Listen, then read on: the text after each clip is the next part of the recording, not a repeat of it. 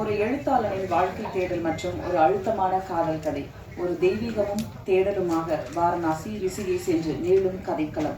இயற்கை ஆசீர்வதித்து பரிசளித்த இந்த இடங்களை எல்லாம் ஆலன் தமிழ் ரசிகர்கள் பார்வைக்கு விரைவில் வரவுள்ளது. படக்குழுவினர் மற்றும் விழாவின் சிறப்பு விருந்தினர்களை இப்போது மேடைக்கு அழைக்கிறோம். ஆலன் படத்தின் ப்ரொடியூசர் டைரக்டர் சிவா அவர்களை மேடைக்கு அழைக்கிறோம். ஒளிப்பதிவாளர் மனோஜ் கிருஷ்ணா அவர்களை அழைக்கிறோம். இசையமைப்பாளர் மனோஜ் கிருஷ்ணா அவர்களை அழைக்கிறோம். லிரிசிஸ்ட் கார்த்திக் நேதா அவர்களை அழைக்கிறோம். எடிட்டர் காசி விஸ்வநாதன் அவர்களை அழைக்கிறோம். வித்தியாசமான கதைகளை தேர்ந்தெடுத்து நடிக்கும் நடிகர் வெற்றி அவர்களை அழைக்கிறோம். விவேக் பிரசன்னா அவர்களை அழைக்கிறோம். கேபிள் சங்கர் அவர்களை அழைக்கிறோம். சம்யுக்தா அவர்களை அழைக்கிறோம். உதயப்பிரியன் அவர்களை அழைக்கிறோம். ஸ்ரீதேவா அவர்களை அழைக்கிறோம். விந்தன் ஒளிப்பதிவாளர் அவர்களை அழைக்கிறோம். சிறப்பு விருந்தினராக இங்கு வருகை தந்துள்ள இயக்குனர் திரு கே பாக்யராஜ் அவர்களை மேடைக்கு அழைக்கிறோம். ஜிவி படத்தின் இயக்குனர் கோபிநாத் அவர்களை அழைக்கிறோம். சிறப்பு விருந்தினர்களுக்கு ஒரு சிறு நினைவு பரிசை வழங்குமாறு அன்புடன் கேட்டுக்கொள்கிறோம். எல்லாருக்கும் வணக்கம். எனக்கு இந்த மேடை பூசி எப்படி பேசுறேன்னு எனக்கு தெரியல. இங்கே வந்து எல்லாத்துக்குமே என்னுடைய நன்றியையும் வாழ்த்து தெரிவிச்சுக்கிறேன். இது என்னுடைய 2வது படம். முதல் படம் காவட்டியின் காதலி. அதை மனித நேயத்தை பற்றி பேசினேன். இந்த படத்தில் எழுத்தாளத்தை பேசியிருந்தேன். ஏன் எழுத்தை பற்றி நான் பேசுவேன்னா, எனக்கு சின்ன வயசில் ஒரு 12 வயசுலேருந்து ஒரு 18 வயசு வரையும் நான் நிறைய புத்தகங்களை படித்தேன். என் கையில் கிடைச்ச அத்தனை புத்தகங்களை படித்தேன். படிக்கிற புத்தகங்கள் எந்த புத்தகம் வந்தாலும் எங்கள் வீட்டில் யாருமே நீ படிக்கும்போது படிக்காதுன்னு சொல்றது கிடையாது. படிப்பு புத்தகம் படிக்கிறது எவ்வளோ முக்கியம்னு நான் என் லைஃப்பில் தெரிஞ்சுக்கிட்டேன். ஒரு 21 வயசுல படித்த புத்தகங்கள் என்ன எங்கள் அப்பாவோ எங்கள் அம்மாவோ யாருமே தட்டு கிடையாது. அதுக்கு அவங்களுக்கு நன்றி சொல்கிறேன். எங்கள் அம்மாவுக்கு, எங்கள் அப்பாவுக்கு, எங்கள் மாமாக்கள், எங்கள் அத்தைகள், மிஸ்தப்பாக்கள், அவங்க வாங்கி கொடுத்த புத்தகங்கள் அனைத்தையும் படித்து ஒரு பக்கம் பட புத்தகம், ஒரு பக்கம் கதை புத்தகம், எந்த புத்தகம் ஆசையை படிச்சுருக்காங்க. பகேஷ் அவருடைய முதல் புத்தகம் அது திரைக்கதை எழுது எப்படின்னு அதை தேடி படிச்சிருக்கிறது தான் எனக்கு ஒரு ஆவல். சினிமாவில் ஒரு காதல் இருந்துச்சு. நம்மளும் ஒரு டைரக்டர் ஆகணும், நம்மளும் சினிமாவுக்குள்ளே போகணும்னு நினச்சேன். அப்படி நினச்சி தான் சென்னை எம்ஜிஆர் லிப்ஸில் இயக்கம் ஆகணும்னு ட்ரை பண்ணேன். அப்ளிகேஷன் போட்டேன். பட் குடும்ப சூழல், குடும்பத்தின் பொருளாதார பின்னடைப்புனால எனக்கு ஒரு பொறுப்புரிஞ்ச குடும்பத்தில் சிங்கப்பூர் தேடி போகலாம். 23 வயசில் 30 வருஷங்கள் சிங்கப்பூரின் வாழ்க்கை. 30 வருஷமாக ஒரு மெக்கானிக்கலாக, ஒரு மெக்கானிக்கல் இன்ஜினியராக, இன்னைக்கு ஒரு தொழில் பண்ணுற ஒரு நிறுவனத்தை வச்சுட்டு நடத்திட்டு இருக்கிறேன். அங்கேருந்து இங்கே பார்க்கும்போது இங்கே எழுத்துக்கு கொடுக்குற மதிப்பு என்ன, எழுத்தை ஏன் நம்ம புறக்கணிக்கிறோம், புத்தகம் படிக்கிறத ஏன் நம்ம புறக்கணிக்கிறோம், அதை ஏன் நம்ம நம்ம பிள்ளைங்களுக்கு அதை தூக்கிக்க மாட்டேங்கிறோம், ரொம்ப தப்பு பண்ணிட்டு இருக்கோம். இப்போ பாடக புத்தகம் மட்டும் இப்போ உங்கள் வாழ்க்கை இல்லை, பாடக புத்தகங்கள் மட்டுமே எங்கள் வாழ்க்கை இல்லை. அது மட்டுமே உங்களுக்கு எதுவுமே கொடுத்துறாரு. எஜுகேஷன் கொடுக்கும். Education very important.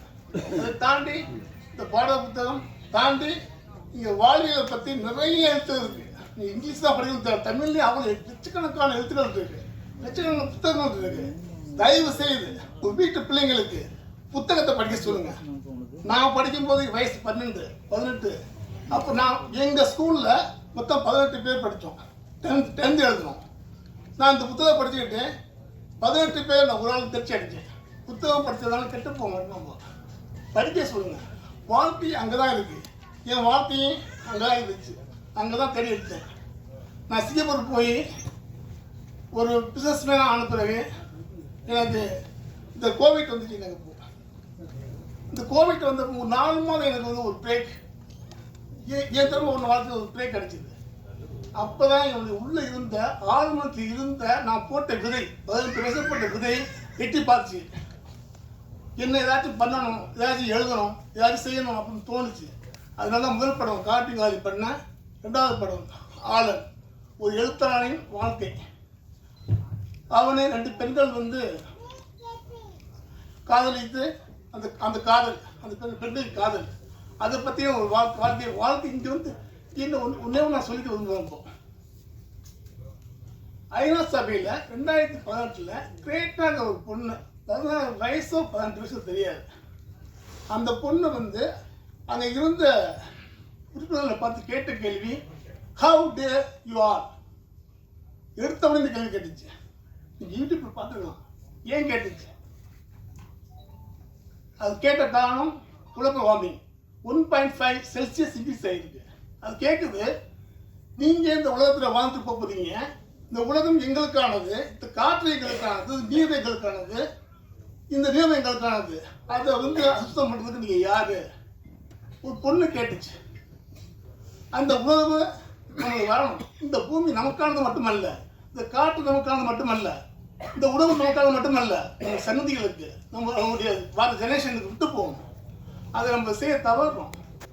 இங்கே நம்ம இயந்திரமாக ஓடிட்டு இருக்கோம். அது கொஞ்சம் திரும்பி பாருங்க வாழ்க்கையை. அடுத்த ஜெனரேஷன் இங்கே வாழணும். அதே தான் இந்த படம் கொடைக்கானல் போயிருந்தேன் ஷூட்டிங் லொக்கேஷனை பார்க்கறதுக்கு. ஒரு 4-5 பசங்க வந்து விளையாண்டுருக்காங்க. அப்போ இது வந்து முடியாமல் ஒரு பையன் வந்து 5-6 வயசு இருக்கும். அங்கிள் நான் என்னன்னு கேட்டேன், படமாக இருக்கு கேட்டேன். இல்லை நான் அப்படின்னு ஆரம்பிக்கலாம் அப்படின்னா. அப்போது கேட்கலாம், எங்கே நடிக்கிறேன் கேட்டேன். நடிக்கிறாங்க அப்படின்னு சொல்லிட்டு அவனே சொல்கிறான், அங்கே நான் வில்லனாக நடிக்கிறேன். வில்லன் நடிக்கிறியா ஏன்னு கேட்குறேன். அப்போ தான் எங்களுக்கு வெட்டெல்லாம் கொடுத்தலாம், அறுக்கலாம். ஒரு வன்மம் எங்கே விதிக்கப்பட்டது பாருங்க. ஒரு 6 வயசு பையனுக்கு ரத்தமும் தலை வெட்டுதலும் இங்கே வந்து சொல்லப்படுது. இது பெரிய பாவம் இல்லையா? மனசாட்சி இருக்கா நம்மளுக்குலாம்? எதை விதைக்க முடியுங்க? இதை விதைக்கிறோம். நான் சிங்கப்பூர்லேருந்து வர வேண்டிய இருக்கு புத்தகம் படிக்க சொல்லுறது உங்களுக்கு. நான் காசு சம்பாதிக்கவில்லை. மனசு ஆதங்கம், வலி, வேதனை, இதை நோக்கி போயிட்டு இருக்கோம். இது தெரியல எனக்கு. அந்த நிகழ்வுக்கு தான் அதுதான் இந்த படத்தை வந்து நான் எடுக்க தூண்டியது. ஒரு எழுத்து எங்கே போகும், இது எழுதுனா அது யாருக்கு பயன்படும், இந்த எழுதும் போது இந்த உலகம் நம்மளுக்கு வந்து இப்போ புத்தகம் படிக்கும்போது 1000 பேர் தேவையில்லை. நம்மளுக்கு ஒரு புத்தகம் போதும் நம்மளுக்கு வாழ்க்கையை மாற்றுவதுங்க. நான் இன்னைக்கு நிற்கிறது காரணம் புத்தகம் தான். சத்தியமாக சொல்லுவேன். நான் இன்னைக்கு ஒழுங்கான வாழ்க்கையையும் ஒரு தேடலையும் நான் இது மாதிரி அமைத்து கொண்டதுக்கு என் நண்பர்கள் கிடையாது, என் புத்தகம் தான். இது குருநாதர் திரு பாக்கியாஸ் அவர்கள். உண்மையிலே நான் வந்து பாக்கியா புத்தகம் வந்து முதல் பிரதி எங்கள் ஊர்லேருந்து 18 கிலோமீட்டர் பட்டுக்கோட்டை. முதல் பிரதி அன்றைக்கி தான் வெளியே வருது. நான் கடைக்கு 2 ஹவருக்கு முந்தி கடைக்கு போயிட்டேன். போய் நின்று கட்டை தொங்கத்துக்கு முடியாது அந்த இதில் வாங்கி படித்தேன். அந்தளவுக்கு ஒரு பேய் பிடிச்ச ஒரு படிப்பாளன் நான். ஆனால் சிங்கப்பூர் போகிறதுக்கு அதை படிக்க முடியல. ஏன்னா அங்கே ஒரு வாழ்வியல், ஜீவத்தனமான வாழ்வியல், வேலை போயிட்டு இருக்கும். அங்கே படிக்க முடியல. இங்கே படித்தேன். ஸோ அவருக்கு இந்த நேரத்தில் நான் உண்மையை நன்றி சொல்லிட்டேன் சார். உண்மையிலே உங்களுடைய அந்த தூண்டுதல், உங்களுடைய கேள்விப்பட்ட இருக்கிற அந்த உண்மை, அதெல்லாம் வந்து சத்தியமாக சொல்லுங்கள் சார். யாராலையும் பண்ண முடியாது. Thank you sir. இந்த படம் ஆலன் கண்டிப்பாக உங்களுக்கு பிடிக்கும். நிறையா லொக்கேஷனில் போய் ரொம்ப கஷ்டப்பட்டு எடுத்துருக்கோம். கிட்டத்தட்ட 7 லொக்கேஷனை ஜெர்மனியில் எடுத்துருக்கோம். காசி, வாரணாசி, ரிஷிகேஷ், காரைக்குடி, ராமேஸ்வரம், கொடைக்கானல், எல்லா இடத்துக்கும் போய் எனக்கு இந்த கதை பிடிச்சிருந்துச்சு. வெற்றி அதுக்கு ஒரு சிறந்த கதாநாயகன் உள்ள வந்தார். மனோஜ் சிறந்த இசையப்படம் உள்ள வந்தார். டிஓபி இண்டஸ்ட்ரியால் இருந்தாப்புல. அதுக்கு மேலே என்னுடைய நண்பர் எடிட்டர் காசிநாசன் உள்ள வந்தாங்க. மற்ற எல்லா துணை இயக்குநர்கள், இணை இயக்குநர்கள், அந்த பாப்பா, பையன் எல்லாமே எனக்கு ரொம்ப சப்போர்ட் பண்ணாங்க. இந்த படத்தை நான் வன்முறை இல்லாமல், இது உண்மையை சொல்கிறேன், இந்த படத்தை நான் வன்முறையை எடுத்துக்க முடியும். ஒவ்வொரு சீனும் ரத்தமாக திரிக்கும். நீங்கள் பாருங்க, நீங்கள் திருச்சி வைக்க வச்சுருக்க முடியும். ஆனால் அதையும் கடந்து போன ஒருத்தன் அதையும் கடந்து போய் திரும்பி வரான் வாழ்க்கையில். ஒரு அவனுக்கு நடக்கிற ஒரு நிகழ்வை அப்படியே தட்டி விட்டு போய் வெளியே வரலாம் அங்கேருந்து வேற ஆளா. இப்போது நான் கேட்குறேன், எல்லா மேலேயும் இங்கே அடிச்சிட முடியுமா? ஒரு பலசாலியை ஒரு எளியவன் ஒரு பலசாலி அடிக்கிறான், எளியவன் திருப்பி அடிச்சிட முடியுமா? அப்போ நம்ம திருப்பி செய்ய முடியாத ஒன்றை ஏன் நம்ம வந்து திணிக்கிறோம்? திருப்பி நம்ம அடிக்க முடியாத ஒன்று ஏன் நம்ம செய்யணும்னு ஆசைப்படுறோம்? இல்லை வன்முறைகள் இது எல்லாம் கலந்துதான் இந்த உலகம், இல்லைன்னு சொல்ல முடியாது. ஆனால் எது அதிகம் தேவைப்படுதுங்க? அன்பும் காதலும். இயற்கையை கொண்டாடுங்கள், அன்பை கொண்டாடுங்கள், காதலை கொண்டாடுங்கள். இந்த உலகம் அமைதியாக வாழும், உங்களுடைய தலைமுறை அமைதியாக இருக்கும். வீட்டுக்குள்ளே மட்டும் பாதுகாப்பு பத்தாது, வெளியே போகும்போது பாதுகாப்பு இருக்கணும். அது எல்லாரும் இந்த ஊடக நண்பர்கள் கண்டிப்பாக நீங்கள் நிறையா செய்யலாம், சமூகத்துக்கு நிறையா செய்யணும் ஆசைப்படுறேன். நன்றி, வணக்கம். விழாவிற்கு வாழ்த்த வந்திருக்கும் Amma creations T Siva general secretary, Tamil film active producer council அவர்களை அன்புடன் அழைக்கிறோம். படைப்பாளி திரு மனுஷபுத்திரன் சார் அவர்களை அன்புடன் அழைக்கிறோம்.